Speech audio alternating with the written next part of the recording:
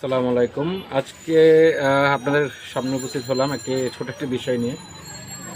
আপনি দেখবেন যে গতকাল সারাদিন সারা ঢাকা শহরে খুবই অরাজকতা গিয়েছে। মারামারি, কলেজে কলেজে মারামারি, দুই পক্ষে, দুটি কলেজের মধ্যে, দুই পক্ষের মধ্যে।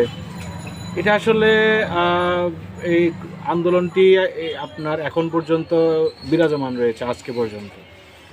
ওইদিকে রাত্রে থেকে সকাল পর্যন্ত আরেকটি নতুন কাহিনী শুনলাম যে গ্রামের মানুষদেরকে বিভিন্ন প্রলোভন দেখিয়ে, যেমন যে আওয়ামী লীগের পাচারকৃত অর্থ বাংলাদেশে ফেরত আনা হয়েছে। এখন ইউনূস সরকার নিজের হাতে তিনি এই জনপ্রতি 1 লক্ষ থেকে কয়েক কোটি টাকা পর্যন্ত লোন দেবে বিনা সুদে।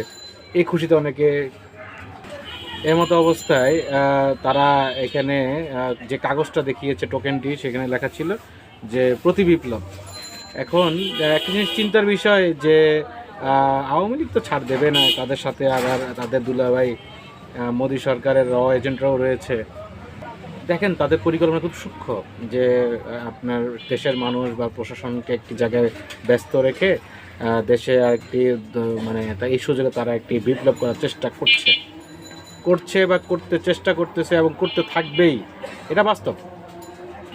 তবে একটা জিনিস যেটা বুঝতে পারলাম, যে বাঙালিদের যে একটা খাসলত বলে আর কি, অভ্যস্ত যে বিষয় আমরা, সেটা হচ্ছে আমরা গুজবে কান দিই, অর্থাৎ চিলে কান নিয়ে গেছে এটা নিয়ে আমরা মাঠে নেমে যাই, যাচাই বাছাই বা এটা আদৌ কি সম্ভব কিনা, হয়েছে কিনা।